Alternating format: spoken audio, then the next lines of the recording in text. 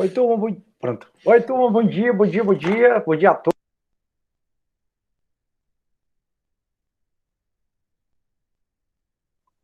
Pronto. E aí, galera, bom dia. Acho que eu, sem querer, o fio aqui tirou meu microfone. Agora deu certo.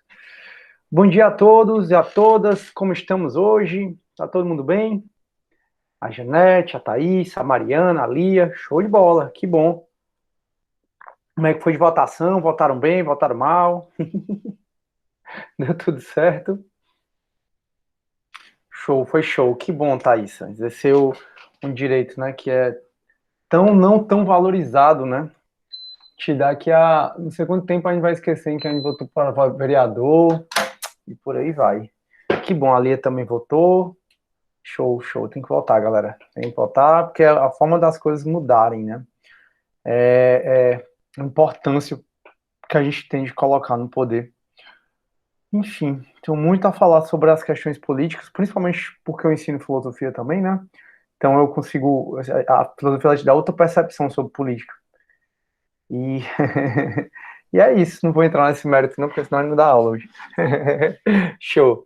Mas hoje a gente fala de coisas sobre prisão nas eleições, né? A gente fala, até matéria mais de constitucional um pouco, que a gente fala da prisão do presidente da República, fala da prisão também dos deputados, mas assim, só mais uma...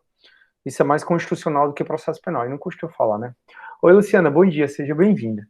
Beleza, então, turma, eu vou começar a nossa aulinha, até porque a gente está caminhando para o finalzinho do semestre e eu gosto de terminar a aula sempre com aula de antecedência, a matéria, né? Para eu poder, sempre me programo para terminar com uma aula de antecedência e esse ano, eu acho que como a gente começou um pouco depois, vai estar bem apertadinho, por isso que eu vou logo começar.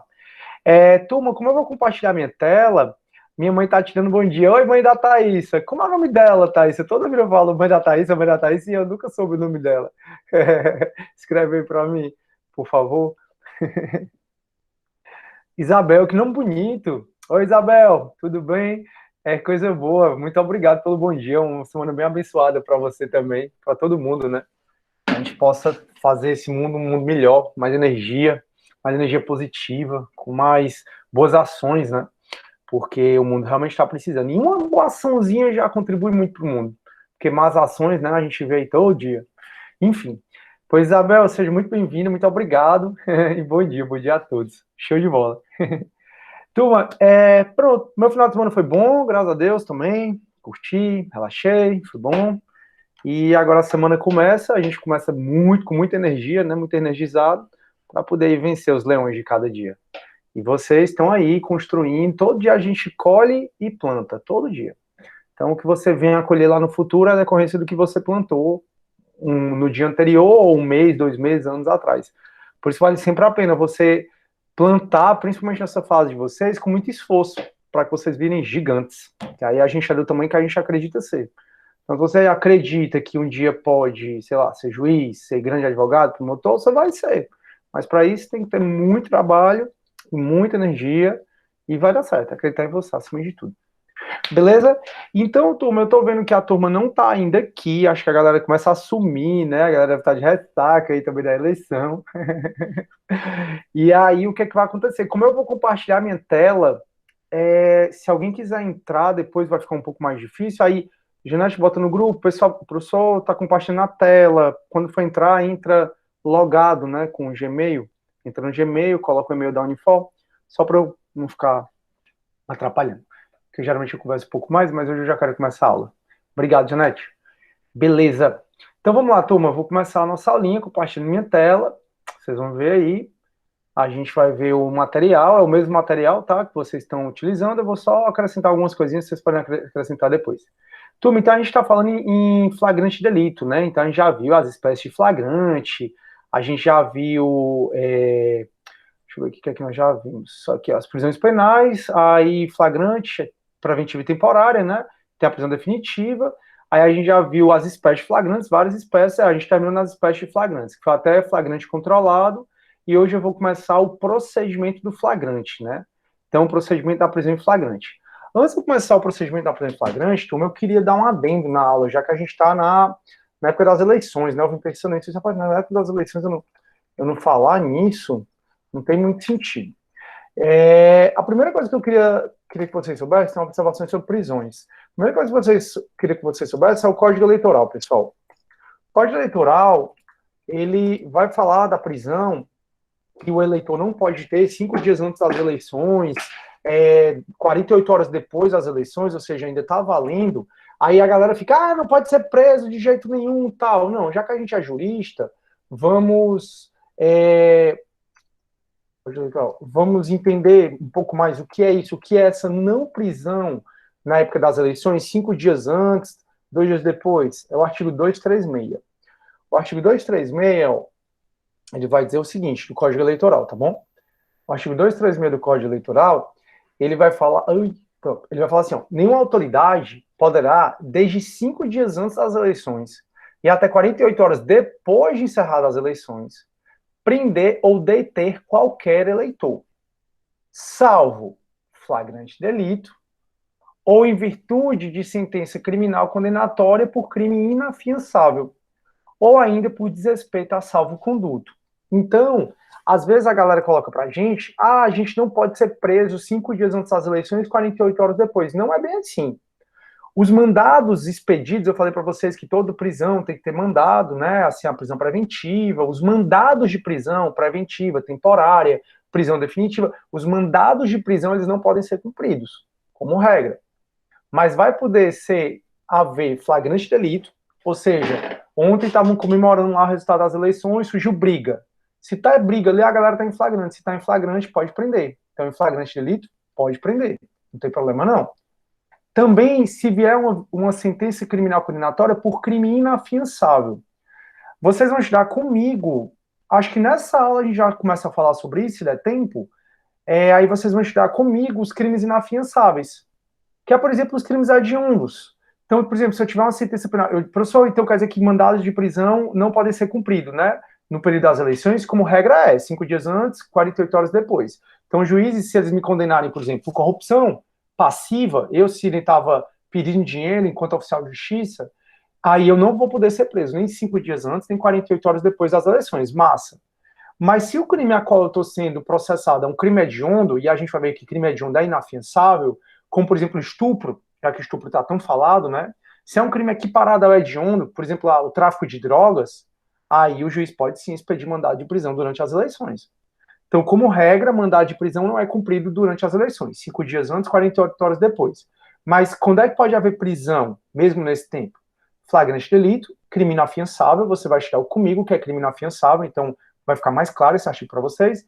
Ou então desrespeitar salvo-conduto. Galera, salvo-conduto você vai estudar em processo penal 2. Salvo-conduto, às vezes a gente entra com habeas corpus e pede um salvo-conduto. Quando? Quando a gente tem ameaça de ser preso. Então, assim, eu vou depor como testemunha, né? Os deputados federais, eles são muito intimados para lá depor como testemunha em CPI.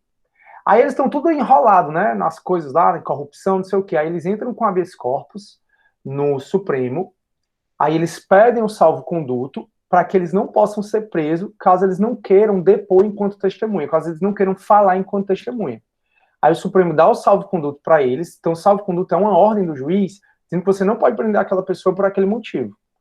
E aí, caso alguém esteja com salvo-conduto, outro dia, lá em São Paulo, outro dia assim, né, uns 20 anos, lá em São Paulo, as prostitutas ficavam à noite, prostituição não é crime, e aí chegava a polícia, levava as prostitutas para a delegacia, elas passavam a noite na delegacia, e aí perdiam o programa, né? Então elas entraram com habeas corpus e pediram salvo-conduto. Então, quando o policial chegava lá para prender ela mostrava o salvo-conduto que ela podia ficar na rua a hora que ela quisesse.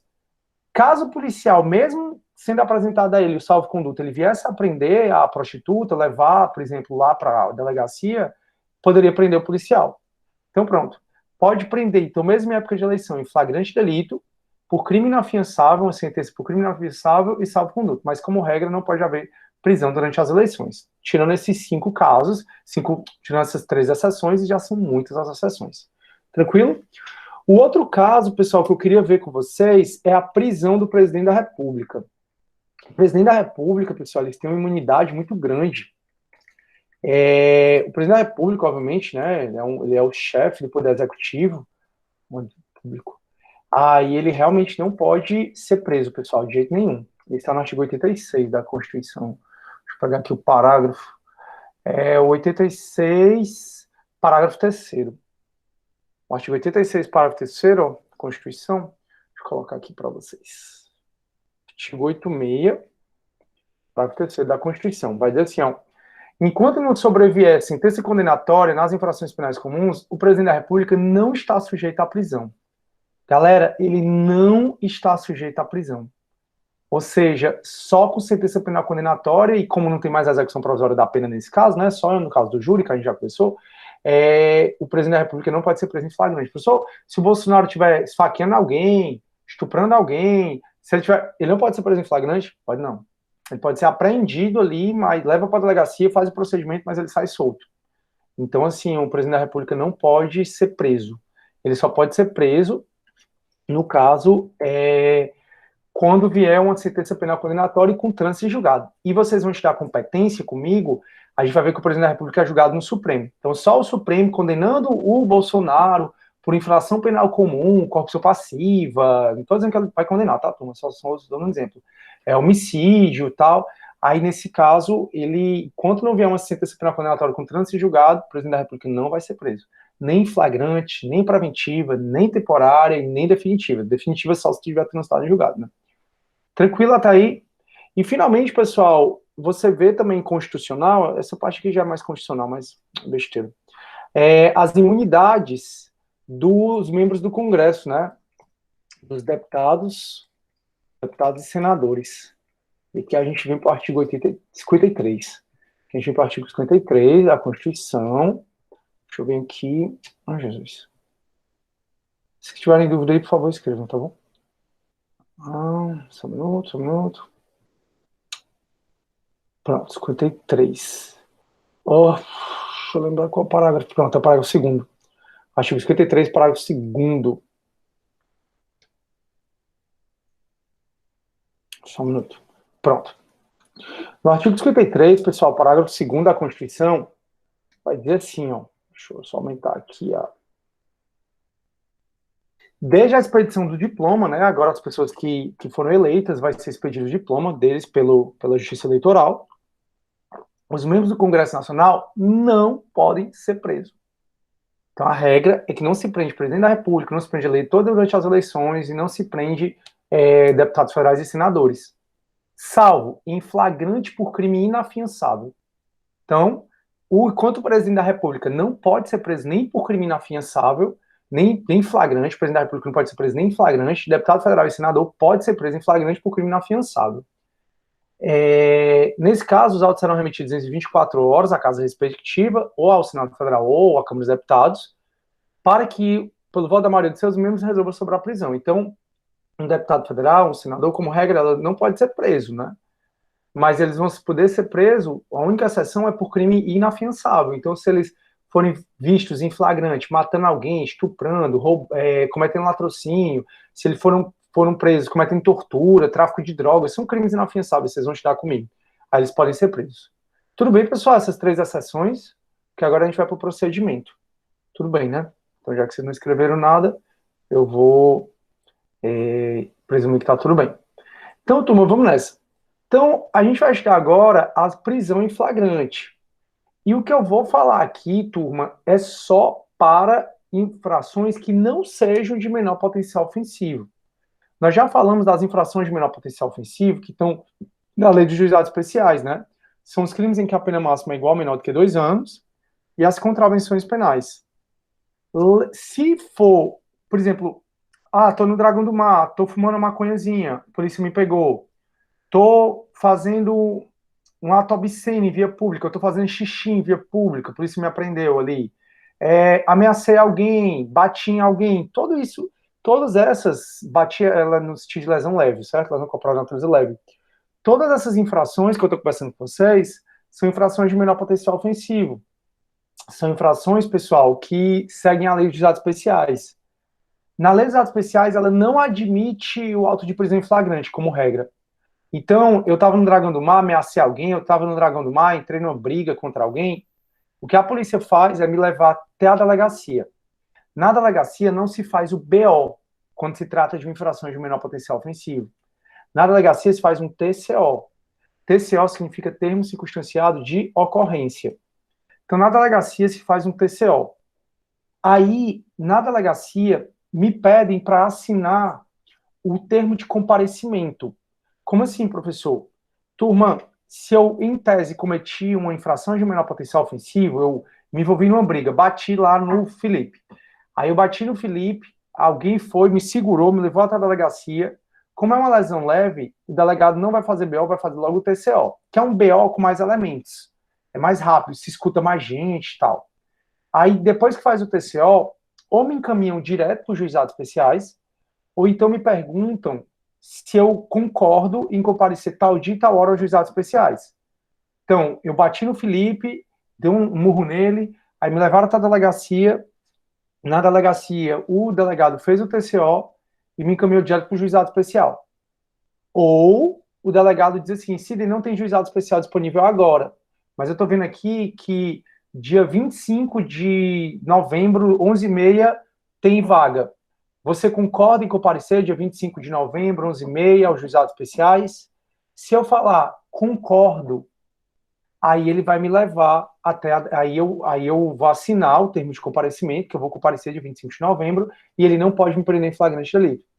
Professor, o senhor está falando, quer dizer que o senhor está falando que. Quer dizer que o senhor está falando que eu não vou poder ser preso em flagrante, mesmo tendo sido flagrado, mesmo na situação de flagrante, se for uma infração de menor potencial ofensiva, é exatamente o que eu estou dizendo. Caramba, galera, a galera fica entrando assim, ó, e atrapalha muito a aula. Ô, turma, quando vocês entrarem depois das 9, por favor, entrem logados no Gmail, entrem no Gmail, coloquem o e-mail da Unifor, façam login, entrem na aula, porque senão atrapalha, tá bom? Muito obrigado, mas sejam bem-vindos. Então, turma, é isso.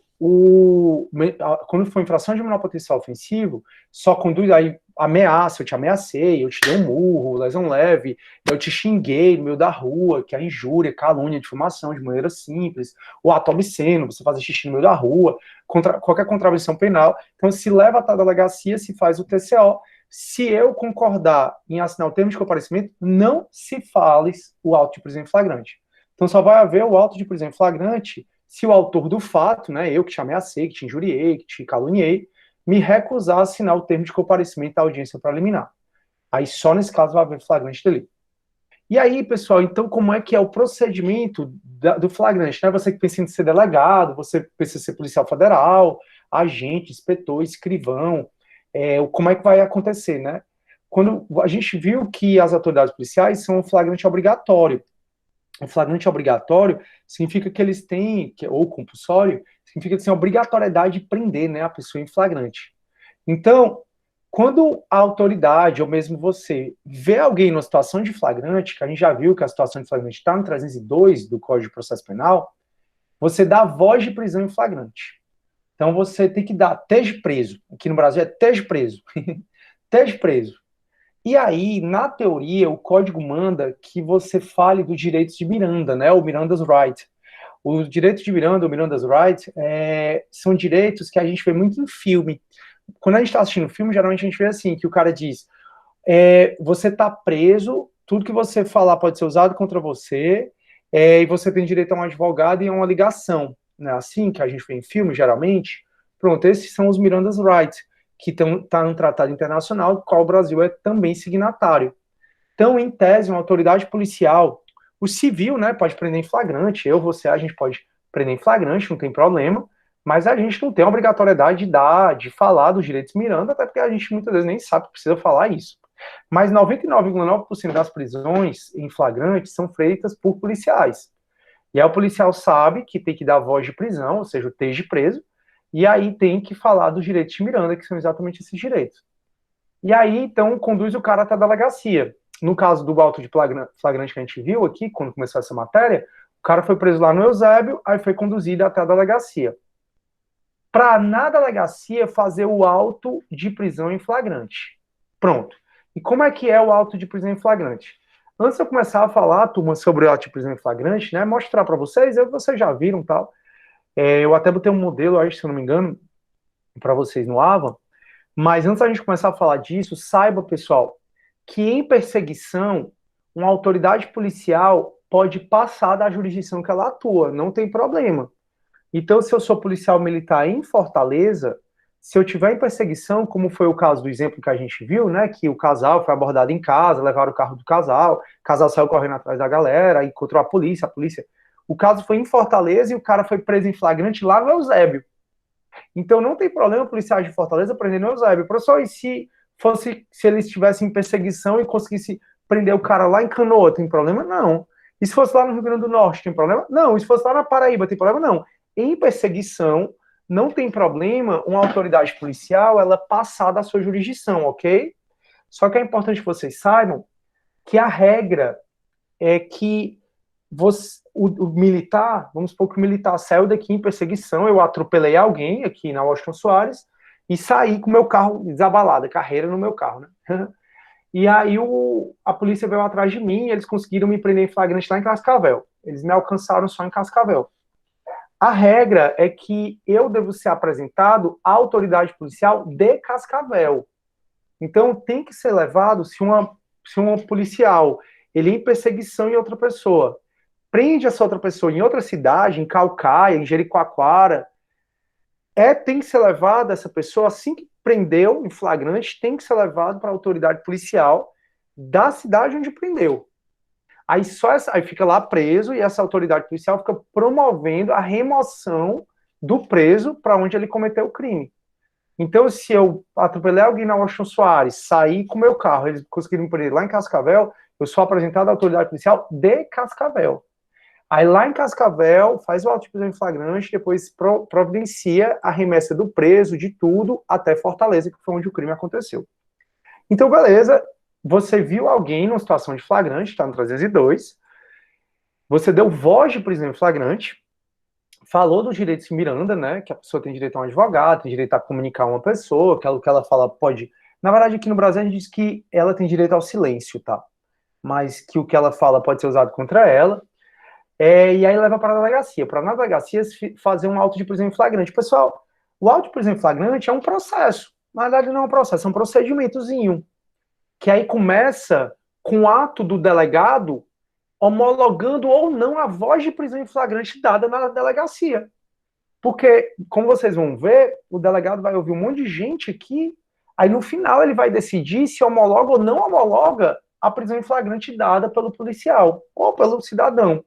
Porque ele pode não homologar o flagrante. Se o delegado não homologar o flagrante, o cara sai solto. Então, lembra que eu falei, por exemplo, a Janete, Janete não, o Felipe, meu exemplo na aula passada, foi assim, o Felipe me mandou mensagem dizendo assim, Cid, eu tô cheio de foto tua, de nude. Se tu não... Pessoal, nem nude eu bato, tá? Só pra ficar claro. Ai, mas vai dar certo. Mas aí o Felipe diz, se eu hackei teu computador, consegui tuas fotos íntimas, tu me dá 10 mil reais ou então eu divulgar essas fotos. E aí eu digo, beleza, onde é que a gente se encontra? Amanhã lá no Iguatemi. Na hora que eu for entregar o dinheiro, ali é um mero exaurimento. O crime aconteceu no momento em que o Felipe extorquiu. Vocês viram em Penal 2 que extorsão é um crime formal. Aí chega lá no Iguatemi, eu vou entregar o dinheiro pro Felipe vai pegar, eu vou e dou voz de prisão em flagrante no Felipe. Quando eu chegar na delegacia, o delegado vai, depois de me ouvir, que a gente vai ver, né? Ele vai ouvir a testemunha, a vítima, o condutor, o conduzido, a gente vai já chegar nessa parte. Depois do delegado ouvir, ele vai perceber que quando eu prendi o Felipe não estava numa situação de flagrante. Se o Felipe não estava numa situação de flagrante, eu não poderia ter preso. O delegado não homologa essa prisão em flagrante. Aí o delegado já libera o Felipe. Mas o delegado, depois de ter ouvido todo mundo, ele vai fazer um ato dizendo que aos dias 25 de novembro, 11h30, compareceu à delegacia, compareceu a mim, né, o delegado, tananã, o condutor, aí bota o nome do policial, ou da pessoa que prendeu flagrante, trazendo o conduzido, aí bota o nome da pessoa em flagrante, aí coloca, ouvidas as testemunhas, feitos os procedimentos necessários, homologa a prisão em flagrante. Então, o delegado, quando você chega na delegacia com alguém preso, o delegado vai ouvir a galera e depois o delegado vai decidir se homologa ou não essa prisão em flagrante, essa voz de prisão em flagrante que você deu. Professor, eu entendi. Eu vi alguém em situação de flagrante delito, que vocês já estudaram comigo quais são essas situações, o cara está cometendo a infração penal, acaba de cometê-la, o cara é perseguido ou é encontrado, já vimos isso, aí você deu voz de prisão, como você é estudante de direito, você sabe que tem que falar o direito de Miranda, ou Miranda's Right, e aí você leva para a delegacia, para fazer o APF. Só lembrando, a gente não está falando de infração de menor potencial ofensivo, tá? A gente não está falando da lei de atos especiais, a gente está falando do Código de Processo Penal. Aí o que é feito na delegacia? Então, assim que você chega com a pessoa lá na delegacia, na verdade, quando você dá voz de prisão em flagrante, é bom que você eleja duas testemunhas, tá? Porque vocês vão ver que é necessário ouvir duas testemunhas na delegacia. Contudo, se não tiver testemunha presencial, que eu vou já falar sobre isso com vocês, se não tiver testemunha presencial, isso não impede a voz de prisão em flagrante. Professor, você está dizendo que se eu der voz de prisão em flagrante em alguém, eu procure levar duas testemunhas para a delegacia, que viram o fato. Beleza.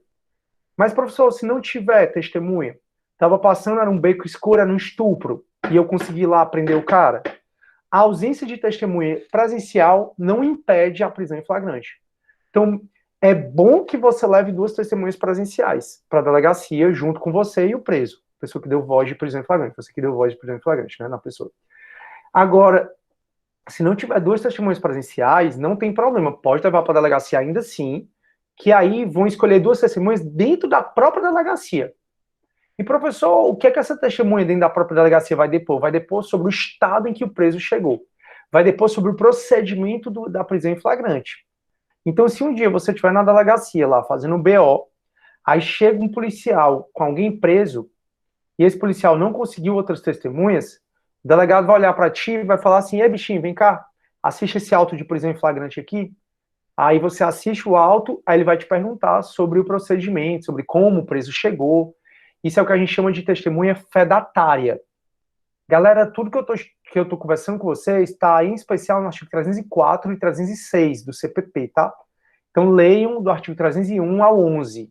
Não esqueçam de ler do 301 ao 311. O que a gente está conversando aqui está no 304 e 306. Então, prender em flagrante leva o preso, leva você e duas testemunhas para a delegacia.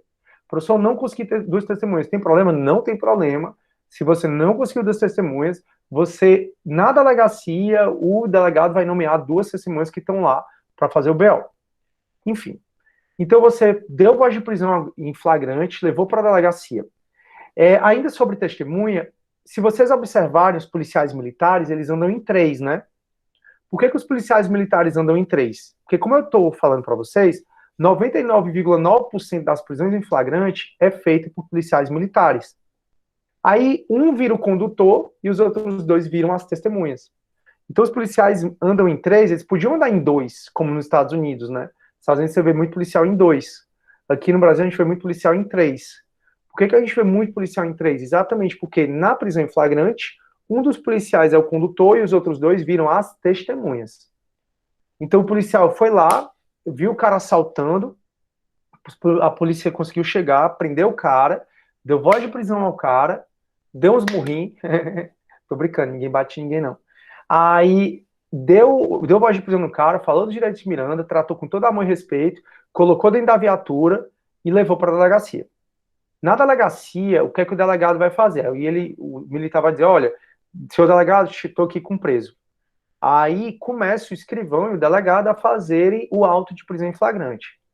O CPP diz que o primeiro a ser ouvido é o condutor do preso em flagrante, então a pessoa que deu voz de prisão em flagrante. E aí o delegado vai perguntar a ele sobre o fato, sobre as circunstâncias, o que é que aconteceu, porque ele deu voz de prisão, e tudo isso eles vão escrevendo num auto de prisão em flagrante. Então tudo isso o delegado vai escrevendo. Compareceu a mim o condutor fulaninho, aí qualifica o condutor que disse que, aí, que tananã, tananã, que tananã, tananã, que tananã, tananã. Aí o condutor, ele fala tudo que ele tem que falar, né, o porquê prender em flagrante. Assim que o condutor termina de ser ouvido, ele recebe o recibo de entrega de preso. Porque da hora que ele deu voz de prisão em flagrante até a hora do depoimento dele que ele recebe esse recibo de entrega, ele é responsável pelo preso.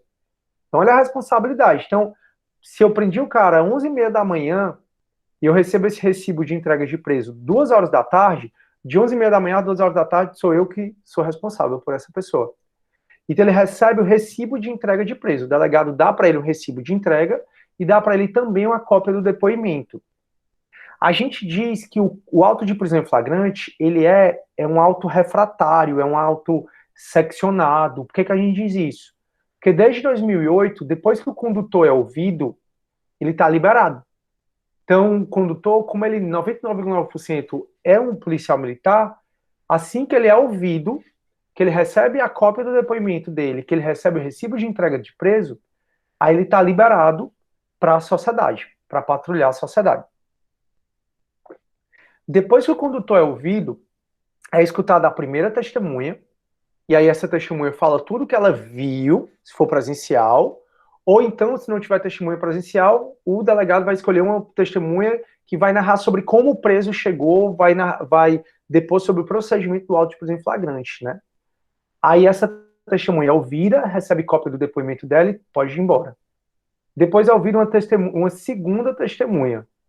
Então, são ouvidas duas testemunhas, seja testemunhas que presenciaram o fato, seja testemunhas que não presenciaram o fato, mas estavam lá na delegacia. Cada testemunha recebe a cópia do depoimento e está liberada para ir embora. O Código de Processo Penal não prevê a oitiva da vítima. É uma crítica muito grande que a gente, processualista, a gente faz muito ao CPP. O CPP esqueceu a vítima. E só existe o processo penal por conta que alguém foi vítima de um crime na maioria das vezes, né? Alguém foi assassinado, alguém sofreu tentativa de homicídio, tentativa de assalto, tentativa disso, aquilo outro. Mas, enfim, o Código de Processo Penal não prevê a oitiva da vítima, mas, na prática, o delegado acaba escutando a vítima. Quando? Depois de ouvir as testemunhas. Ou então pode ser antes, não tem problema não. Mas o Código de Processo Penal não prevê a oitiva da vítima. Os autos de prisão em flagrante que eu vejo, quase todos, eu mexo muito com o processo, né? Eu vou no processo para ver se tem contato de alguém, para tentar ligar, essa coisa toda. E aí, nos autos de prisão em flagrante que eu vejo, as vítimas sempre são ouvidas após a testemunha, certo? Então, assim, muito embora o Código de Processo Penal não preveja, na prática, acaba se ouvindo a vítima. E aí, pessoal, depois que é ouvido o condutor, testemunha 1, testemunha 2 e a vítima, aí é ouvido o apresentado, é ouvido o preso em flagrante, é ouvido o conduzido. Aí, turma, o conduzido então fala, com base no depoimento do condutor, da testemunha 2, e com base no depoimento do conduzido e da vítima, é onde o delegado pode decidir se vai homologar ou não a voz de prisão em flagrante dada. Então o delegado vê, realmente estava numa situação de flagrante. Aí o delegado faz o auto de prisão em flagrante, dizendo que homologou a voz de prisão em flagrante dada pela autoridade policial. Ou então o delegado pode dizer, não, isso aqui não é flagrante, eu estou liberando o cara. De um jeito ou de outro, o delegado ele vai ter que mandar esse procedimento para o judiciário. Depois que o conduzido é ouvido, ele recebe... Eu não botei aqui, não? Ah, botei. Ele recebe, turma, cópia do depoimento dele, tá? Deixa eu colocar aqui. Ele recebe a cópia do depoimento dele, porque ele vai receber a nota de culpa também. E ele é encaminhado até o IML. O IML pra gente, a gente chama de PEFOS, tá? Que é a Perícia Forense do Estado de Ceará. E o preso conduzido, depois desse procedimento, ele é encaminhado até o IML para poder dizer, pessoal, como ele chegou na delegacia. Se ele chegou com roxidão, sangrando, se ele chegou bem. Então, todo preso em flagrante, ele é encaminhado até a delegacia. Ele é encaminhado até todo preso em flagrante é encaminhado até a delegacia, e depois da delegacia ele é encaminhado até o IML, até a PEFOS, né? Para fazer o exame de corpo de delito, para saber o estado dele. Tranquilo até aí, turma? Vocês estão com dúvida?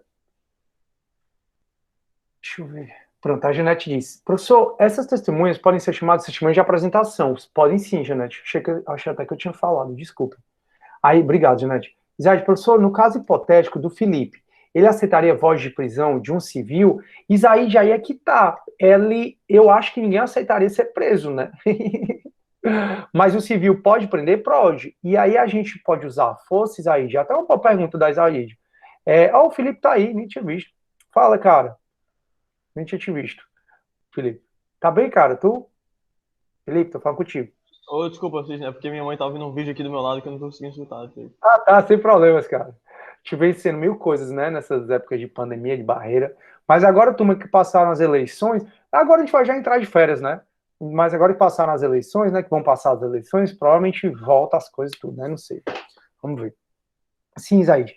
Então, Isaíde, eu acho que ninguém que é do direito ou que conhece um pouco do procedimento, eles vão aceitar a voz de prisão em flagrante no civil. Mas o civil ele está autorizado a utilizar a força necessária, proporcional, tá, Isaíde, para prender o cara. Aí, se ele agir com excesso, aí ele pode responder por constrangimento ilegal, ele pode responder pelo crime, tá, Isaíde? Então tem que ter muito cuidado. E lembrem sempre da súmula vinculante número 11, que é sobre o uso de algemas. A gente já conversou sobre ela, lembram? Que só pode usar a súmula vinculante mais respeitada do mundo, que só pode usar algema em 4 situações. Tranquilo, Isaíde, se eu te respondi, tu coloca aqui. Isso, força proporcional. A força proporcional, Isaíde, é o que você vê muito em penal 1, quando você vai ver as legítimas defesas, as excludentes de licitude, né? Que um princípio geral do direito é a proporcionalidade. Então, o Felipe, por exemplo, ele oferece uma resistência, mas não é o caso, mas imaginei que o Felipe é muito mais fraco que eu. O Felipe chega franzino. Aí eu vou e dou logo um voador no Felipe, bato nele. Não, não dá, não preciso fazer isso. Força proporcional é a estritamente necessária para conter a resistência. Show. Aí, Felipe, acredito que sim, Zaid é um dos casos de flagrante que vimos na última aula, sim, está correto. Correto, qualquer do povo pode, mas na prática, 99% é exatamente isso. Aí a gente colocou, força proporcional. Antônio, Felipe, professor, não tem problema os outros 2 policiais serem testemunhas? Não é legal? É não, Felipe. Isso aí já foi até decidido pelo Supremo, acho que bem em 2008, já faz um tempão, cara. O Supremo até já disse, não tem problema que os policiais virem as testemunhas, não tem. É por isso, pessoal, que ser policial, se vocês um dia quiserem ser policiais, né, porque muita gente quer, galera, a vida de vocês vai ser praticamente estar em audiência ou na rua, em audiência ou na rua.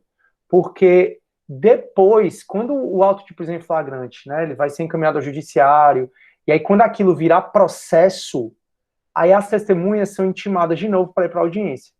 Então, os próprios policiais militares, principalmente os PMs, né, eles prendem flagrante, são testemunhas na delegacia, aí constantemente eles são testemunhas também no judiciário. Então, a polícia militar, o policial militar, ele enjoa de ir para a audiência. E, infelizmente, também o próprio policial militar, ele sofre processo administrativo. O policial militar, ele sofre processo administrativo, porque aqui no Brasil existe muita, enfim, né? Eu não vou entrar nesse mérito, não, mas o policial militar, ele acaba sofrendo muito processo administrativo pelas prisões que ele fez. Então, o policial militar, a vida dele também é estar nos presídios. Se vocês conhecerem algum, perguntem a ele. Tá no presídio, não, tá nas audiências. Ou sendo testemunha na delegacia, ou sendo testemunha no judiciário. Então, vamos lá. Então, o preso é ouvido, né? O condutor, as 2 testemunhas, que podem ser presenciais ou não, como a testemunha de apresentação, né? E depois é ouvido o conduzido. Aí, todo mundo que é escutado, recebe cópia do depoimento. E o conduzido, ele é encaminhado ao IML, a PFOS, para fazer o exame de corpo de delito. Turma, o auto de prisão em flagrante instaura automaticamente o inquérito policial. Tô doido. O auto de prisão em flagrante instaura automaticamente o inquérito policial. E a gente já viu que o inquérito policial, se depender de representação, se o crime depender de representação, se o crime depender de requisição, o inquérito só pode ser instaurado com a representação ou com a requisição. Então, se o crime no qual eu vou ser preso em flagrante, dependendo de representação, só pode haver o auto de prisão em flagrante se a vítima der a representação. Professor, não entendi. Imagina aí que o Felipe está aqui tentando cometer um estelionato contra mim. E aí a polícia viu o Felipe tentando cometer estelionato contra mim, a polícia dá a voz de prisão em flagrante. Essa voz de prisão em flagrante, esse procedimento, só vai para frente se eu representar. Por quê? Porque o estelionato depende de representação. E como o auto de prisão em flagrante automaticamente vai instaurar um inquérito policial, só vai poder haver o auto de prisão em flagrante se o crime depender de representação, se a vítima der a representação. Já viu isso? Então, o auto de prisão em flagrante instaura automaticamente um inquérito. Se o inquérito depende, se o crime que vai ser investigado pelo inquérito depende de representação, só pode haver o auto de prisão em flagrante se houver a representação da vítima, nesse caso. Por quê? Porque todo auto de prisão em flagrante automaticamente instaura o inquérito policial. Aí cada pessoa que é ouvida no auto de prisão em flagrante recebe cópia do depoimento e está liberada, como a gente já falou. Regra, testemunhas presenciais. Contudo, a ausência de testemunho presencial não impede A prisão em flagrante é a testemunha de apresentação, como tem aqui, ó, ofedatária. A falta de testemunhas da infração não impedirá o auto de prisão em flagrante. Mas, nesse caso, com o condutor, deverão assiná-lo pelo menos 2 testemunhas que hajam testemunhado a apresentação do preso em flagrante. Show! Aí, pessoal, o delegado, vocês imaginam quantas prisões em flagrante, né, um delegado não pode fazer num dia. E aí tem que ser muito rápido o delegado. Por quê? Porque ele tem 24 horas para fazer um monte de coisa. Se o delegado não fizer o que a gente vai passar agora em 24 horas, aquela prisão em flagrante se torna ilegal. E toda prisão ilegal deve ser o quê? Relaxada. Então, 24 horas da prisão em flagrante, até 24 horas, o delegado tem que fazer um bocado de coisa. O quê, professor? Que eu vou conversar com vocês agora. E caso o delegado ele não faça isso em 24 horas, aquela prisão se torna ilegal. E aquela prisão se tornando ilegal, ela deve ser automaticamente relaxada. Então, o que é que o delegado tem que fazer? Turminha até 24 horas. Se não fizer, a prisão é ilegal e deve ser relaxada. Ele tem que entregar para o preso a nota de culpa. A nota de culpa é um documento que diz, aí fica no auto de prisão em flagrante, essa nota de culpa. Então, quando tu vê o auto, você vai ver o auto de prisão em flagrante, aí você vai ver o ato do delegado, aí depois você vai ver a cópia do depoimento do condutor, das testemunhas, da vítima, aí você vai ver a nota de culpa. A nota de culpa é um documento que o delegado vai entregar ao preso, e nesse documento vai constar por qual motivo o cara está preso. Então, ele está preso porque no dia 24 de novembro, ele foi avistado roubando a loja tal hora. Então, vai dizer por que ele está preso, quem foi o condutor. Então, tem que dizer o nome do condutor. Antigamente, colocava a matrícula, e o pacote de crime disse assim, não pode colocar só a matrícula do policial militar, tem que dizer o nome do policial. Ele vai receber quem foram as testemunhas, isso é um direito constitucional. Então, olha como é temerário, né? O preso, ele vai receber a nota de culpa, ele vai ficar com um documento, e nesse documento vai ter o nome completo do policial que prendeu, ou da pessoa que o prendeu, vai ter o nome completo das testemunhas, né? Eu fico só pensando nisso aí, se o intuito é depois facilitar para o cara ir lá matar, fazer queima de arquivo, né? Mas isso é um direito constitucional, tem que acontecer. E nessa nota de culpa é um documento que diz onde ele está preso. Então, prender em flagrante, em até 24 horas o preso tem que receber um documento que diz por que ele está preso, quem foi o condutor, quem foram as testemunhas e onde ele está preso. E aí o delegado junta tudo isso que a gente está conversando, esse ato do delegado, né, dizendo que homologa a prisão em flagrante, o depoimento do condutor, o depoimento das testemunhas, o depoimento do conduzido, da vítima, o depoimento conduzido, a nota de culpa, e tudo isso é o auto de prisão em flagrante. Então, todos esses documentos, tudo que a gente está falando é documentado, e todos esses documentos, eles viram auto de prisão em flagrante, e em até 24 horas, o delegado não só tem que entregar a nota de culpa ao preso, mas em até 24 horas, o delegado tem que encaminhar o auto de prisão em flagrante ao juiz, em até 24 horas. Ao Ministério Público e à Defensoria Pública. Não é sempre que o delegado tem que encaminhar a cópia do auto de prisão em flagrante à Defensoria Pública. Só vai ter que encaminhar o auto de prisão em flagrante se o preso não tiver advogado ou não disser quem é o advogado dele. Então, em até 24 horas, o delegado entrega a nota de culpa ao preso, pede para o preso assinar o recibo de que ele recebeu essa nota de culpa. O preso geralmente não assina, porque nota de culpa dá ideia para o preso, e é uma ideia errada, que ele está confessando. Nota de culpa. É como se ele estivesse confessando na ideia dele, mas não tem nada a ver, ele não está confessando, tá? Então, em até 24 horas da prisão em flagrante, o delegado entrega ao preso uma nota de culpa e encaminha ao juiz o auto de prisão em flagrante. Encaminhar ao juiz, ao Ministério Público e à Defensoria, mas só encaminhar à Defensoria Pública se o preso não tiver advogado ou não disser quem é o advogado dele. Aí, pessoal, esse auto de prisão em flagrante chega ao juiz para ele fazer a velha audiência de custódia. A audiência de custódia, ela foi inserida e foi muito bom. O CNJ é muito bom, turma. Eu gosto muito do CNJ. Se não fosse o CNJ, galera, o nosso judiciário, eu acho que ele já estava andando era para trás. Porque realmente, se não tiver o CNJ, o judiciário não anda para frente, não. Com essas metas, com essas coisas dele. E aí, em 2015, o CNJ, ele legislando, foi perfeito o que ele fez. Ele fez uma resolução determinando a existência da audiência de custódia. Só agora, em 2020, com o pacote de crime, o legislador ele trouxe a audiência de custódia para o CPP. Então, eu tenho certeza que vocês já ouviram falar, né, pelo menos no nome, né, audiência de custódia, eu tenho certeza que pelo menos vocês já ouviram falar nesse nome.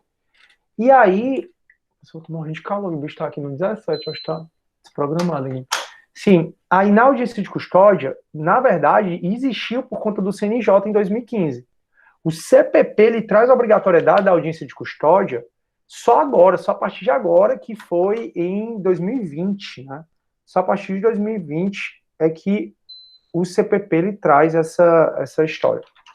E aí o CPP manda que a audiência de custódia seja realizada em 24 horas. Na audiência de custódia, é uma audiência que o juiz não vai julgar se o cara cometeu ou não um crime. A audiência de custódia, ela é unicamente para analisar a legalidade ou a ilegalidade da prisão em flagrante. Então, o flagrante é feito, tem todo esse procedimento que a gente está conversando, e aí é remetido até o judiciário. Aí o judiciário vai analisar se é legal ou não, que é o que a gente vai ver agora. E o judiciário tem que fazer essa audiência de custódia em até 24 horas. Em não fazendo, a prisão é para ser considerada ilegal, e a prisão se tornando ilegal, ela deve ser relaxada, né? Aqui no... Professor, Pode falar, Felipe. qual o nome da audiência que ele julga se a pessoa é ou não é? Instrução e julgamento. Instrução e julgamento, pronto. Eu É. queria saber o que acontecia quando a pessoa se apresentava. Como assim se apresentava? Aí não vai ter audiência de custódia. Então vamos logo para audiência outra. Não, não é assim não. É assim, ó, Felipe. Se ele se apresenta, a apresentação espontânea impede a prisão em flagrante. Lembram disso? Se a apresentação espontânea impede a prisão em flagrante, a gente falou disso na aula passada. Se a apresentação espontânea impede a prisão em flagrante, nada diz que vai acontecer. Então, se não tem prisão em flagrante, não tem auto de prisão em flagrante. Se não tem prisão em flagrante, não tem audiência de custódia. Então, a audiência de custódia vai existir quando tem a prisão em flagrante. Não tem prisão em flagrante porque o cara se apresentou espontaneamente, aí o delegado pode instaurar um inquérito, o inquérito é dispensável, lembra? Aí o inquérito é encaminhado ao judiciário, encaminha, se for de ação penal pública, ao Ministério Público, e chegando no Ministério Público, o Ministério Público vai processar o cara. Depois que o Ministério Público vai processar, a gente viu até aí. Aí eu disse, galera, em processo penal 2, você vai entender o que é que acontece depois, quando o Ministério Público processa. Aí o cara vai ser citado, ele vai se defender, aí só então, Felipe, que o cara é citado, que ele se defende, só 3 anos depois, aí vai ter a chamada audiência de instrução. Quando você ouvir falar em audiência de instrução, significa audiência de produção de provas. Então vai ouvir testemunha, vítima, perito, vai ouvir todo mundo. A audiência ela é para ser una. Nunca é, mas na teoria ela é para ser una. Aí nessa audiência de instrução, a gente chama ela de audiência de instrução e julgamento. Porque o juiz já acolhe a prova, já faz as alegações finais e já decide se o cara é culpado ou inocente. Tranquilo? Então, a audiência de instrução, ou a audiência de custódia, ela só vai existir se houver prisão em flagrante. Se não houver prisão em flagrante, não vai haver audiência de custódia. Show. Então, voltando para cá. O 310 vai dizer assim, ó, após receber o auto de prisão em flagrante, no prazo máximo de 24 horas, após a realização da prisão em flagrante, o juiz deverá promover a audiência de custódia com a presença do acusado, seu advogado constituído ou membro da Defensoria Pública, o membro do Ministério Público, e nessa audiência o juiz deverá fundamentadamente relaxar, conceder liberdade provisória ou decretar prisão em flagrante. Turma, se você está aí caído na cadeira, se você está aí deitado na cama, se você não está prestando atenção, eu sugiro que agora você preste atenção, porque é ultra, hiper, mega importante para a prática, para você ganhar um dinheirinho, ter um nicho de mercado quando vocês se formarem, e também porque isso aqui é o processo penal em si, é o que a gente vai conversar agora, tá bom? Então, turma, esse artigo, ele, como eu até já falei para vocês, ele está suspenso pelo pacote de crime, porque diz que não tem condições do judiciário se estruturar dessa forma. Só que aqui em Fortaleza tem 4 varas de custódia, fica lá no centro, fica perto da Delegacia das Capturas, você pode colocar aí no Google, Delegacia das Capturas, então, vara de custódia, são 4 varas. Aí nessas varas de custódia, são onde acontece o que a gente vai falar aqui, né, o que acontece, o que a gente vai falar aqui. E aí, turma, por enquanto, se aqui é bem rápido, eu acho que o delay é mais ou menos uns 48 horas da prisão em flagrante, mais ou menos, mas a nossa prisão, as 4 horas de custódia, elas funcionam bem, elas analisam 10 autos de prisão em flagrante por dia, cada uma. Ou seja, 10 situações, né? Muita coisa. E aí tem dado certo. Então, o artigo está suspenso, caso não seja realizado em até 24 horas, mas a tendência é que ele passe a valer, certo? Aí diz assim, ó, transcorrido 24 horas após o decurso do prazo estabelecido no CAPT, né, no 24 horas, a não realização da audiência de custódia sem a motivação idônea ensejará a ilegalidade da prisão, que deve ser relaxada pela autoridade competente. Turma, então o auto de prisão em flagrante chega ao juiz, o juiz marca essa audiência de custódia, e a ideia dessa audiência de custódia é tão somente analisar a legalidade ou a ilegalidade da prisão em flagrante. Essa ilegalidade, essa análise, vai ser tanto se o flagrante ela é materialmente legal ou se o flagrante é formal, procedimentalmente legal. Qualquer ilegalidade enseja relaxamento de prisão. Professor, então o juiz vai analisar a legalidade ou ilegalidade da prisão em flagrante. E essa ilegalidade pode ser material ou pode ser formal procedimental. É isso? É, professor. Professor, meu aluno. Professor, o que seria um flagrante materialmente ilegal? Quando a gente fala de legalidade material da prisão em flagrante, diz respeito ao cara estar preso, ele foi preso em flagrante delito, mas não é uma situação de flagrante delito que está no 302. Lembra que a gente viu o 302? Considera-se flagrante delito quem está cometendo a infração penal, acaba de cometê-la, é perseguido, é encontrado. Lembra que a gente viu isso? Pronto. Então, no caso do Felipe, né, que eu sempre comento com vocês, o Felipe me pediu dinheiro para não divulgar minhas fotos. Ali está consumando o crime, quando o Felipe me pede dinheiro. Quando eu vou entregar o dinheiro ao Felipe, aquilo não é mais flagrante. Aí eu vou e prendo o Felipe em flagrante. Se o juiz nota que eu prendi o cara em flagrante no exaurimento do crime, não quando ele estava consumando o crime, é uma ilegalidade material. Então, a ilegalidade material do flagrante é o cara estar preso em uma situação em que não estava em prisão em flagrante de delito, que o 302 não autoriza. Agora, o juiz não vai só analisar se realmente você estava preso numa das situações do 302, que é a legalidade material. O juiz vai analisar também se o procedimento do flagrante ele foi ok também. Então, qualquer coisa que a gente falou aqui, qualquer coisa não, né? Mas o que a gente falou aqui do procedimento, se não for cumprido, o juiz ele também determina a ilegalidade da prisão. O que eu estou dizendo para vocês é que se o auto de prisão em flagrante, por exemplo, não chegou ao juiz, ao MP, no prazo de 24 horas, o flagrante é ilegal, o juiz vai relaxar. Se a nota de culpa não foi entregue ao preso no prazo de 24 horas, o flagrante é ilegal, o juiz vai relaxar. Então, nessa audiência de custódia, o que o juiz faz é analisar a legalidade ou ilegalidade da prisão em flagrante. Deu para entender, né? E essa análise da legalidade ou da ilegalidade é uma análise no contexto material, que é saber se o cara, quando foi preso, realmente estava numa situação de flagrante, ou também no contexto formal. Formal é o procedimento da prisão em flagrante, se foi todo ok.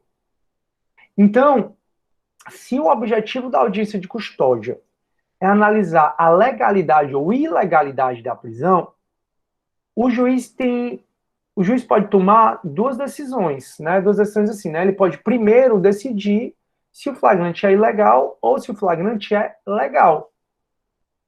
Se o flagrante for ilegal, o juiz determina o relaxamento da prisão. Então, se o flagrante for ilegal, o juiz determina o relaxamento da prisão. O relaxamento da prisão em flagrante ocorre, então, quando o flagrante é ilegal, seja do ponto de vista material, seja do ponto de vista formal. O relaxamento de prisão tem fundamento no artigo 5º, 65 e 310, inciso 1º do CPP. O juiz, ele relaxa a prisão em flagrante, porque a prisão em flagrante é ilegal, e expede o alvará de soltura.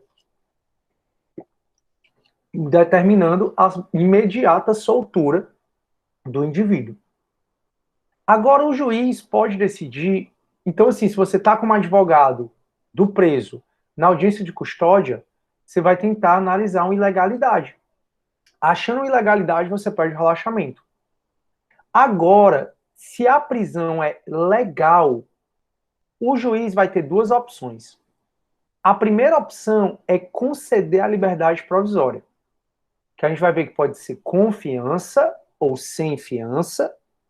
E em todo caso, quando o juiz concede a liberdade provisória, o juiz pode aplicar medidas cautelares. Eu vou conversar sobre isso com vocês bem detalhadamente, podem ficar tranquilos. Quero só que vocês gravem o geral. O que é o geral? É que o juiz tem que decidir na audiência de custódia se o flagrante é legal ou ilegal.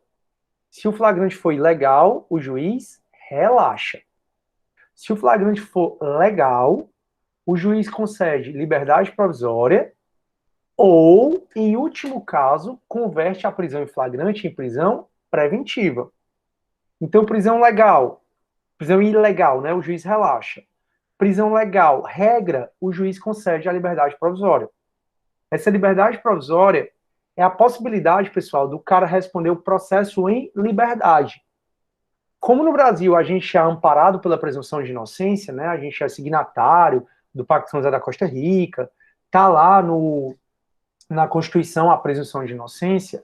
A regra é que todo mundo se presume inocência, né? Inocente, né? Já falamos sobre isso. Regra de tratamento, regra probatória. Então você tem o direito, como regra, de responder o processo em liberdade. Então, por mais, turma, que eu tenha sido preso em flagrante porque eu matei alguém, por mais que eu tenha sido preso em flagrante porque eu estava roubando uma pessoa, uma loja, o Código de Processo Penal diz que a regra é que o juiz vai conceder liberdade provisória.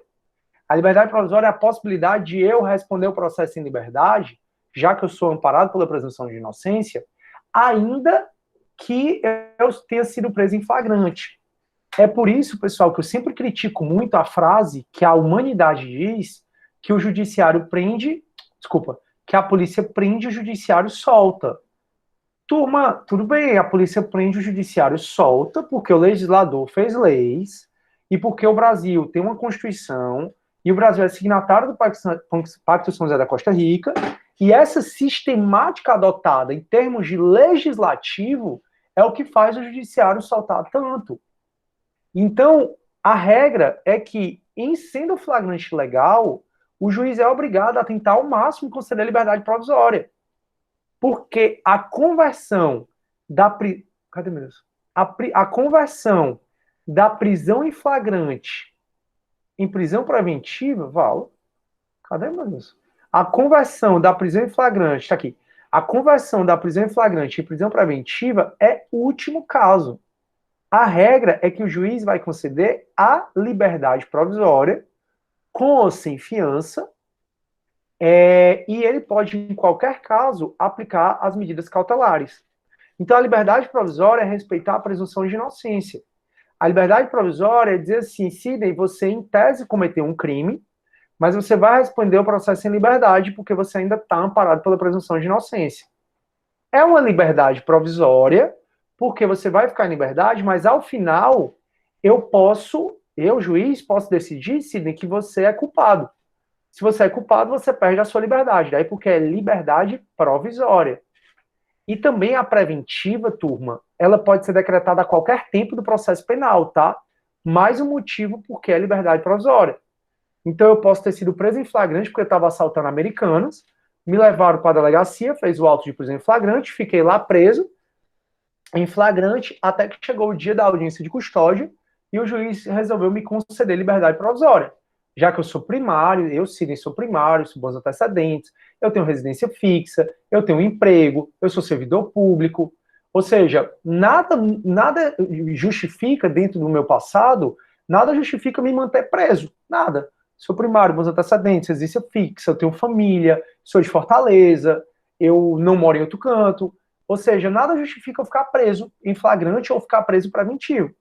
Aí o juiz vai me conceder a liberdade provisória. Mas é a liberdade provisória porque se eu fui preso em flagrante porque eu estava assaltando Americanas, Ao final, pode o juiz me condenar por ter assaltado Americanas. Aí o juiz vai determinar minha prisão, daí porque liberdade provisória. Ou, se durante o processo eu der causa preventiva, o juiz pode mandar me prender preventivamente, porque a preventiva cabe durante o inquérito, durante o processo, cabe a todo tempo, só não cabe mais de ofício. Então essa é a liberdade provisória, é a regra. É o juiz dizer assim, você foi preso em flagrante, você está aí na delegacia preso, na delegacia, na verdade, não é para ter preso, tá? Mas, enfim, isso é outra discussão. Então você está preso, se em flagrante, eu fiz aqui a audiência de custódia, você veio, né? Eu tenho direito a comparecer à audiência de custódia, e aí, se eu vou, já que você é primário, você está cedendo, tem renda fixa, tem residência fixa e tal, eu vou te liberar, mas é provisoriamente. Eu ainda vou aplicar algumas medidas cautelares. Uma das medidas cautelares que o juiz sempre coloca, quando o cara recebe a liberdade provisória, é o comparecimento periódico em juízo. O que é essa medida cautelar do comparecimento periódico em juízo? A medida cautelar do comparecimento periódico em juízo é que uma vez por mês eu vou ter que ir lá assinar. Aí você já ouviu falar, eu estou indo lá assinar. O cara está indo lá assinar, pode ter sido porque ele está em liberdade provisória, pode ter sido porque ele está em execução penal, mas geralmente uma das medidas cautelares que o juiz sempre coloca é dizer que uma vez por mês eu vou ter que ir lá no fórum justificar minhas atividades. Justificar minhas atividades é assinar. Vou lá e assino. Vou lá e assino. Pronto. Deu para entender, pessoal, o que é a liberdade provisória? Se não, tá todo mundo bem? Então tá todo mundo bem? Show. Alguém vai falar? Não? Tá bom. Se quiser falar, turma, pode... Valeu, galera. Tá isso, todo mundo. Se quiserem falar, turma, é só ligar o microfone, tá bom? Não tem problema não, me interromper aqui. Então, vamos lá. Então, turma, a liberdade provisória, ela tem fundamento constitucional, no artigo 5º, 66. Na OAB, quando vocês forem fazer, né, vocês vão poder escolher penal, trabalho, podem escolher constitucional, administrativo, enfim. Se vocês escolherem penal, muito do que pode cair, é exatamente isso aqui. É você fazer um relaxamento de prisão, ou uma liberdade provisória para o seu cliente quando ele está preso em flagrante ali.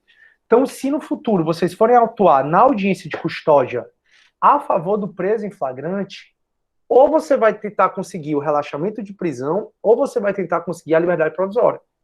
E o MP que vai estar lá, o Ministério Público, ele vai ficar tentando pedir o máximo, quase sempre, a prisão preventiva. A conversão do flagrante em prisão preventiva. E aí, turma, então, a liberdade provisória, ela pode ser com arbitramento de fiança. A fiança não deixa de ser uma cautelar. Fianças. Quais são as medidas cautelares? Medidas cautelares estão no 319, tá bom? E a fiança, ela não deixa de ser uma das. Periódico em juízo. Sempre tem, tá, pessoal? Sempre tem na liberdade provisória. Comparecimento periódico em juízo, proibição de frequentar determinados lugares, uso de monitoramento eletrônico, né, de tornozeleira eletrônica, a própria fiança é uma cautelar, e a regra, turma, é que o juiz vai te conceder liberdade provisória com fiança. Essa é a regra. O que é a liberdade provisória com fiança? A liberdade provisória é o juiz te permitir responder o processo em liberdade desde que você pague uma fiança, um valor. A fiança não precisa ser necessariamente dinheiro. Aí, turma, aí agora vocês vão ler, tá? A partir do 312 até o 350. Não deixem de ler, turma, essa matéria. Eu não vou ver artigo por artigo com vocês, que eu não tenho tempo. Então, leiam do 301 até o 350. Aí, tudo que eu tô falando aqui, vocês vão conseguir lembrar. Então, ao invés de pegar o livro para achar agora, tente primeiro ler, ou então faça o contrário, leia e depois lê os livros, né, e depois veja os artigos. Ou então veja os artigos e depois lê o livro, mas é importante que vocês tenham a leitura do código, tá? Então, tomar fiança, ela não é necessariamente só dinheiro. Na prática, é só dinheiro.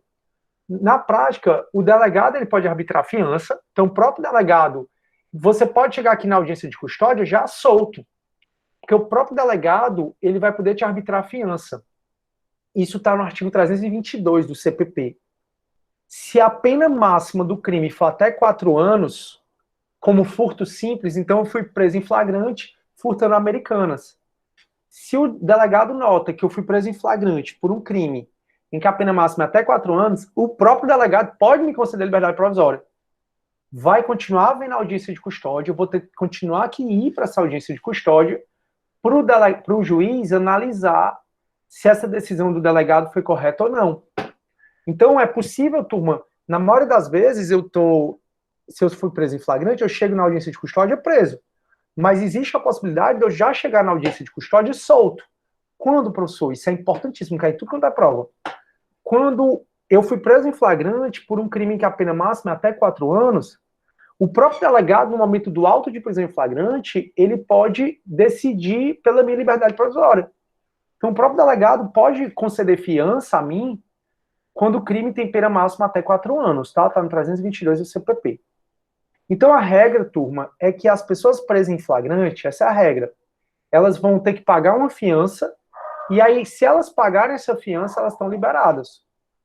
Essa fiança, na prática, acaba sendo só dinheiro. Como é que eu pago a fiança, turma? É no site dos tribunais. Então, se é estadual, você entra no site do Tribunal de Justiça, e aí vai estar a guia de recolhimento de fiança. Aí você preenche seus dados nesse campo, nesse site do Tribunal de Justiça, do TRF.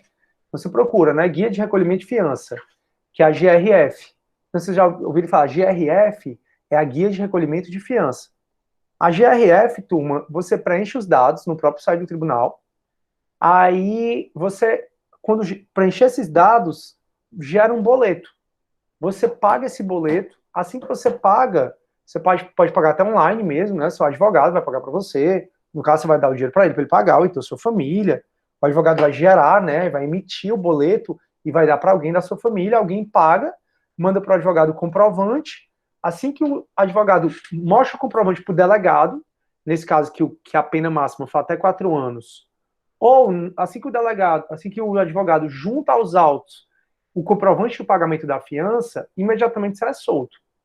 Então, essa liberdade provisória, você foi preso em flagrante delito, mas concedeu a você, foi concedido a você o direito de você responder o processo de liberdade, na grande maioria das vezes é uma liberdade provisória com fiança. Na prática, a fiança acaba sendo dinheiro. Contudo, turma, na teoria, pode ser dinheiro, pode ser qualquer coisa. Dinheiro pode ser, tá aqui, eu botei 330, ó. A fiança que será sempre definitiva consistirá em depósito de dinheiro, pedra preciosa, objetos ou metais preciosos, títulos da dívida pública, federal, estadual ou hipoteca. Então, não necessariamente a fiança precisa ser só o dinheiro. Na prática, acaba sendo.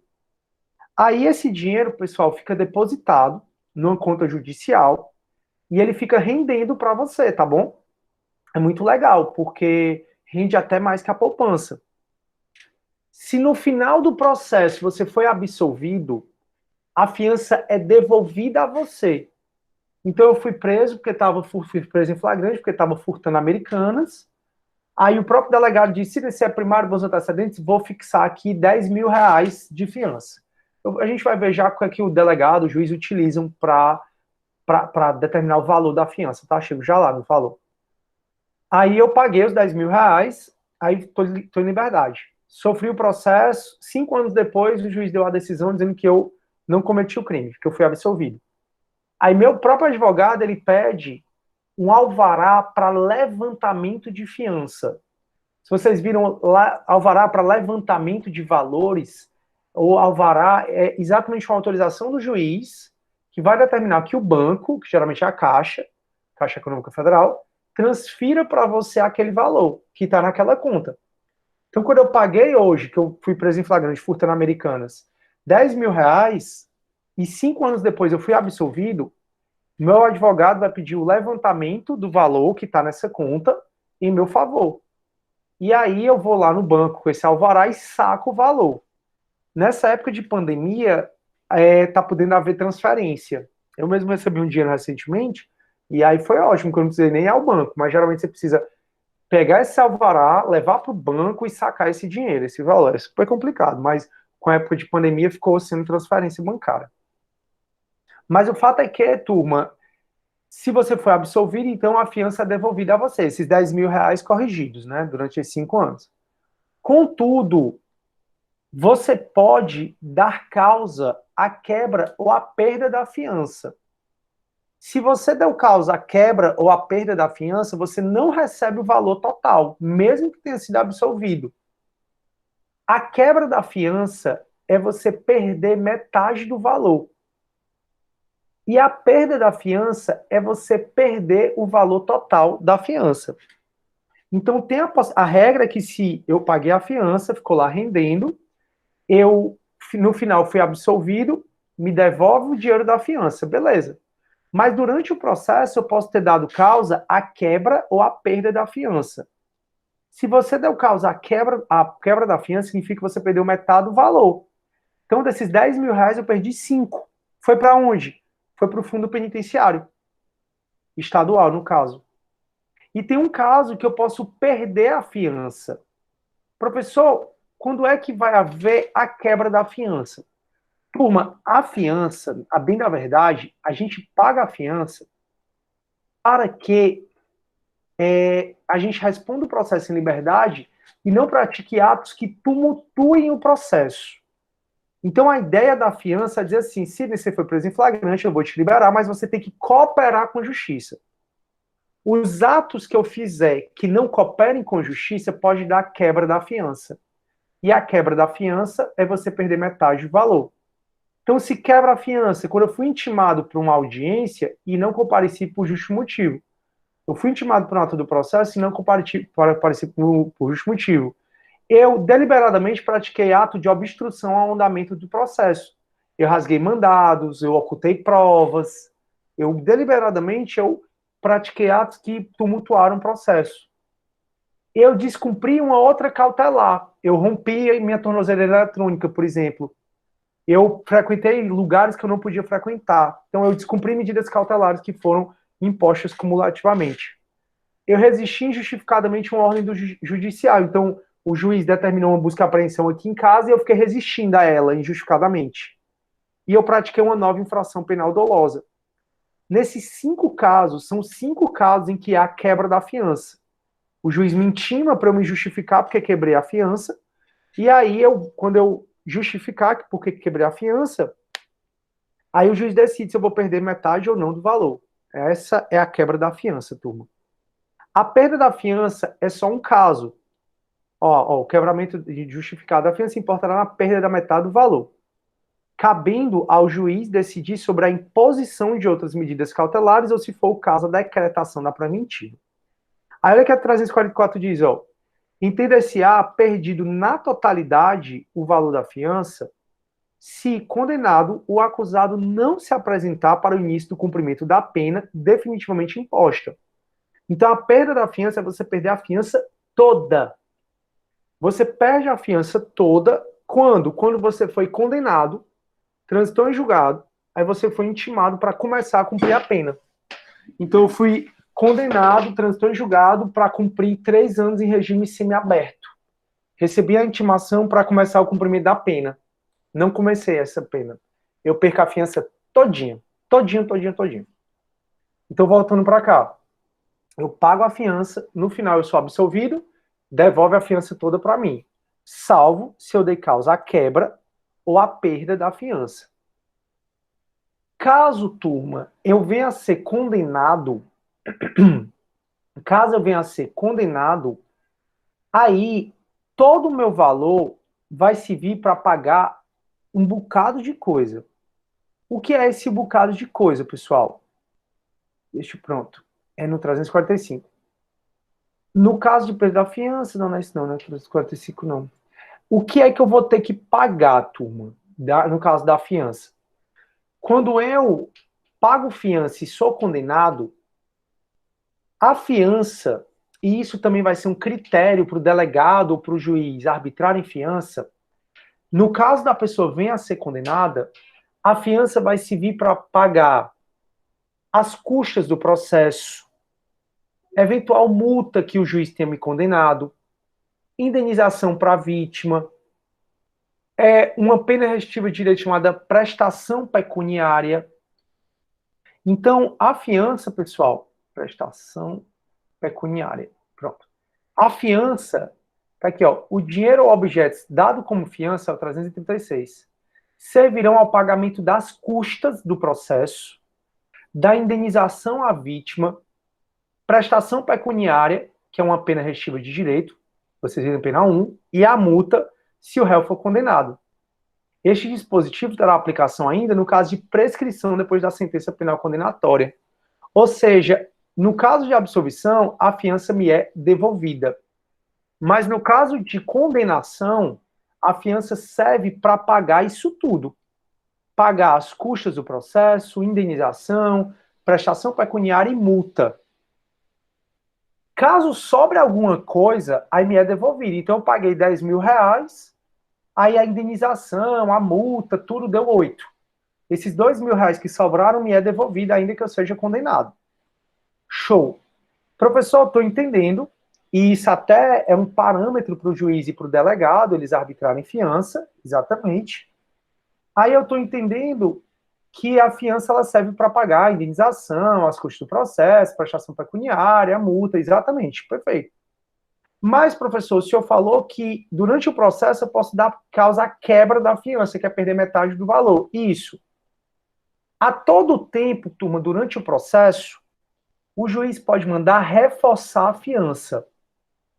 Reforçar a fiança ocorre quando o juiz nota que o valor da... Estranho, é porque tá chovendo aqui, não sei se tá chovendo por aí. Tá chovendo aqui, aí tá um barulho esquisito, como se fosse coisa de energia, fazendo... mas parou. Parece fogão acendendo, que a gente acende lá no elétrico. Aí, se fosse eu ir lá ver o que era. Sim, mas voltando aqui. Então, a todo tempo, quando o juiz achar que aquele valor da fiança não está necessário, seja porque você perdeu, seja porque desvalorizou. Teve um caso que o cara deu uma banheira de motel como fiança, ele não tinha dinheiro. Aí o juiz perguntou o que ele tinha. Ele disse: olha, eu tinha um motel, tem coisa de motel. Aí ficou lá, um banheiro de motel no depósito do fórum. Mas no caso em que o juiz notar que não tem a fiança, né, que a fiança está insuficiente, ele sempre pode pedir o reforço da fiança. Reforçar a fiança é mandar o cara complementar o valor que o juiz acha cabível. Então, se eu dei causa à quebra da fiança, por exemplo, então se é um carro que eu dei como garantia e ele desvalorizou, de maneira que não dá mais para pagar isso tudo, o juiz pede o reforço da fiança. E aí, só para a gente encerrar nossa aula, eu preciso que vocês saibam o que é que o juiz e o delegado, eles usam como parâmetro para poder fixar a fiança. É 1 milhão de coisas, turma, vocês não vão nem acreditar. Para fixar o valor da fiança, deve ser necessário analisar quanto mais ou menos vai ser as custas do processo, projetar, né? Quanto mais ou menos vai ser a indenização, a multa, tem que projetar, mas não só isso. O valor da fiança está no 325. Olha o que o 325 diz, ó. O valor da fiança será fixado pela autoridade que a conceder nos seguintes limites. Quem são essas autoridades? O delegado pode fixar a fiança quando o crime tem pena máxima de até 4 anos. Ou o juiz pode fixar a fiança quando qualquer situação, quando o delegado não fixa, mesmo que o crime seja até 4 anos, ou o crime tenha pena máxima a mais de 4 anos. Então, olha, o valor da fiança será fixado pela autoridade que a conceder nos seguintes limites. 1 a 100 salários mínimos, quando a infração tiver pena de privativa de liberdade máxima igual ou superior a 4 anos. Então, geralmente, o delegado ele fixa a fiança de 1 a 4 salários mínimos. Geralmente, que a gente vai ver que isso é muito relativo. Porque se a pena máxima do crime é furto, tem pena máxima até 4 anos, a fiança vai ser de 1 a 100 salários mínimos, dependendo da situação econômica do preso. Aí, se o crime tiver pena máxima superior a 4 anos, é estelionato, que a pena máxima é 5, aí nesse caso a fiança vai ser de 10 a 200 salários mínimos. Então o valor da fiança vai ser de 1 a 100 salários mínimos, se for até 4 anos, a pena máxima do crime, ou de 10 a 200, a pena máxima do crime passar de 4 anos. Agora, isso é tudo muito relativizado, porque se assim recomendar a situação econômica do preso, a fiança pode ser dispensada. Tá? Eu vou falar para vocês da liberdade provisória sem fiança. E um dos casos que eu vou falar da liberdade provisória sem fiança é o caso em que o juiz caberia fiança, só que o cara é tão pobre, tão pobre, tão pobre que não dá para ele pagar. Então, a fiança pode ser dispensável se o cara for extremamente pobre. A fiança pode reduzir até no máximo 2/3. Então, qual é o menor valor da fiança? É um salário mínimo, menor valor, reduzido de 2/3. Ou seja, o menor valor de uma fiança é 1/3 do salário mínimo, que dá mais ou menos R$ 300, né? 320 e pouquinhos reais. Porque você pode reduzir até 2/3. Então, você pode pagar até 1/3 do salário mínimo de fiança. Ou a fiança pode ser aumentada até 1.000 vezes. Então, o delegado, o juiz, para fixar quanto eu vou pagar de fiança, vai olhar a pena máxima do crime, vai olhar a minha situação econômica. Como diz o 326. Olha aqui, ó.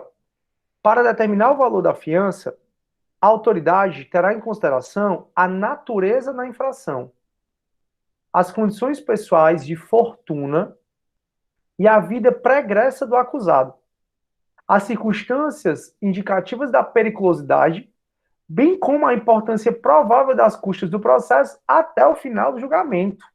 Então, olha a quantidade de coisa que o delegado, que o juiz tem que analisar. Para determinar o valor da fiança, tem que olhar a pena máxima do crime, tem que olhar a situação econômica do réu, tem que olhar a natureza da infração, as condições pessoais de fortuna e vida pregressa do acusado, a circunstância indicativa da periculosidade dele e a importância provável das custas do processo. Olha a quantidade de coisas que o pobre do juiz e do delegado tem que comparecer, né? Tem que analisar. Aí, turma, o réu, né, afiançado, sob pena de quebramento de fiança, não pode mudar de residência sem prévia permissão do juiz e não pode ausentar-se da residência dele, né, da comarca, por mais de 8 dias sem comunicar ao juiz, certo? Então, o réu não pode fazer isso. Não pode nem se mudar sem falar com o juiz. É só o que acontece, turma. Eu morro de pena, porque eu morro de dar certidão dizendo que o povo se mudou. E aí, o juiz, ele já determina o quebramento da fiança, né? Ele intima, né, para saber se acha o cara, se não achou, determina o quebramento. E não pode sair da comarca por mais de 8 dias. Turma, deu para entender tudo? Isso, Felipe. O máximo seria isso aí mesmo. Foi um cara, inclusive tem um cara que era um cineasta, ele atropelou 3 pessoas num carrão, aí foi colocado para ele uma 200 mil? Que 200 mil, Felipe? Não, cara. 200 salários mínimos dá 200 mil, é isso que tu quer me dizer, né? Isso, Ah, tá. isso. Porque 200, na verdade dá um pouco mais. 200 salários mínimos dá um pouco mais do que 200 mil. Aí vai vezes 1.000. Exatamente, Felipe. Exatamente.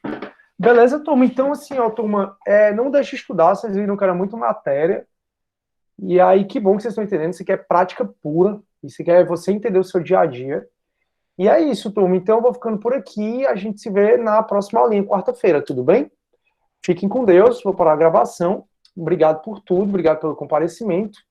Muito feliz que parte da turma